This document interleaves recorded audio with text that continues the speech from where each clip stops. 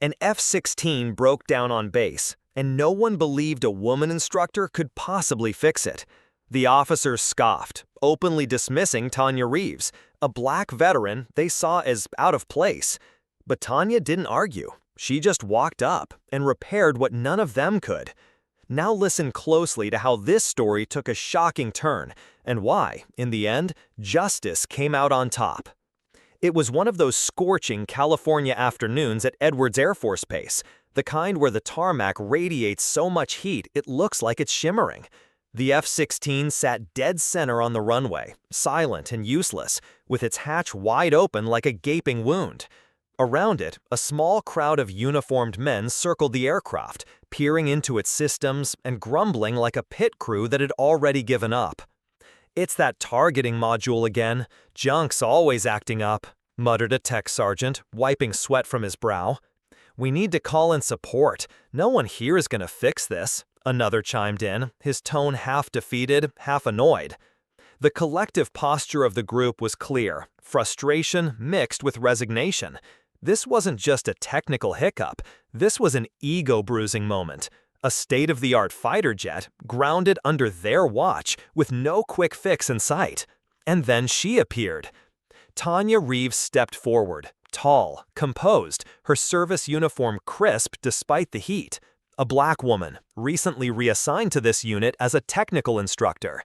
18 years in the Air Force, combat deployments, field repairs in hostile zones, but none of that was on display, not yet. She kept her tone neutral, her presence calm. "Mind if I take a look?" The group turned. Silence. Then, a short scoff from a young lieutenant with mirrored sunglasses and too much swagger for his rank.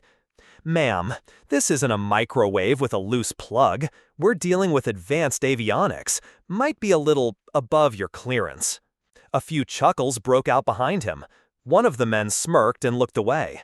Another shook his head, not at her, but at the sheer awkwardness of the moment. Nobody moved. Nobody offered space.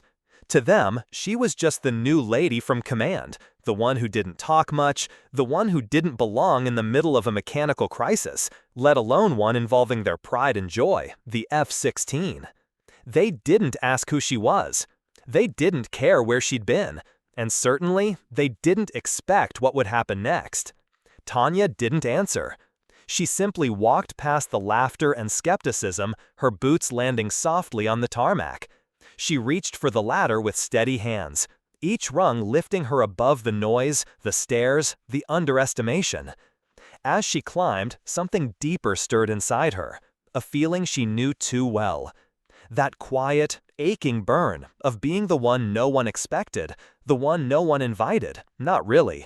A woman in a man's world, a black veteran in a room full of people who only saw the surface. She had spent her entire career pushing past invisible walls, doing twice the work, getting half the credit, and somehow still showing up.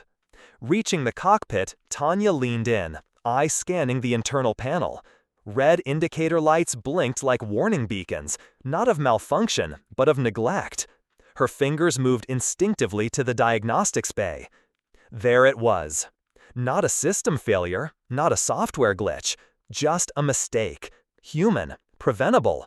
A misaligned stabilizer swapped during the last maintenance shift, probably rushed, definitely overlooked. She took a breath. Steady, precise, professional. Down below, someone muttered just loud enough to be heard. "What's the holdup, ma'am? Lose your manual?" A few muffled laughs. Tanya didn't flinch. She didn't even hear them, not really. What she heard instead was the low whir of a Black Hawk over Kandahar, the crackle of a radio at night, the silence that follows an explosion.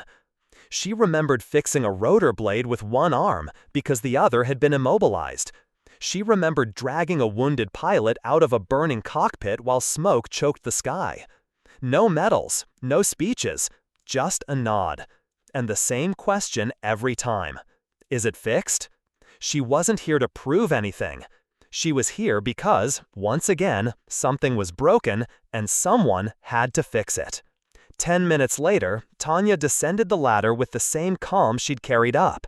She pulled off her gloves, wiped the sweat from her brow, and walked straight toward the chief mechanic, holding out a folded report with clean precision. "Issue resolved. Reflashed the targeting module," she said matter-of-factly. "Stabilizer gasket was installed off-spec. You'll need to replace it. And I'd recommend checking the other 3 birds from the same maintenance cycle. Looks like a pattern." The man took the report without a word. No snide remarks, no second guesses.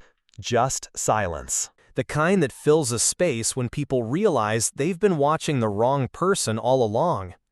Off to the side, the young lieutenant who had scoffed earlier shifted awkwardly, then stepped forward.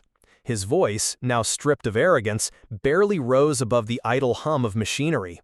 We didn't know you were front line in Afghanistan. I didn't."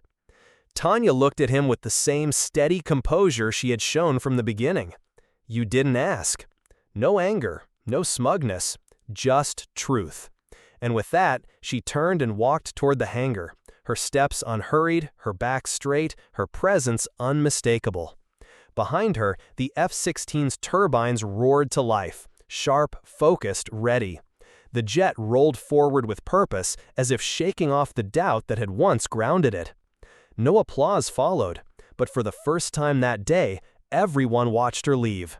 Not with doubt, but with something else entirely: respect. A few days later, her photo appeared on the unit's wall of honor. Underneath, in clean lettering, it read, "Veteran, Instructor, Leader." No speech had been made, no ceremony had taken place, but her name and what she stood for was now up there, in permanent view. And somehow, that said more than any words could. But Tanya hadn't done it for that wall. She hadn't done it for the recognition, or the applause, or even the quiet apologies. She had done it because it needed to be done. Yet something had shifted. From across the base, younger women, trainees, cadets, quiet observers who had watched from a distance, now walked with just a little more confidence. Some of them had seen the way Tanya stepped forward, how she didn't raise her voice, didn't demand a spotlight, and still earned respect. They had seen someone who looked like them win, not by overpowering the system, but by outlasting it. And for the first time, they didn't just imagine a place in that world. They believed it was possible. Tanya never slowed down. The day after the repair, she was already back in the hangar, mentoring new recruits, reviewing reports, teaching with the same quiet intensity she brought to everything. No headlines, no fanfare. She had just done her job. And now she was helping others learn how to do theirs, how to stand tall in a world that first doubts you and then gives you a standing ovation. Because in the end, this story was never about the plane. It was about the woman who got it flying again, and in doing so, reminded everyone around her. Sometimes, the real flight begins the moment they count you out.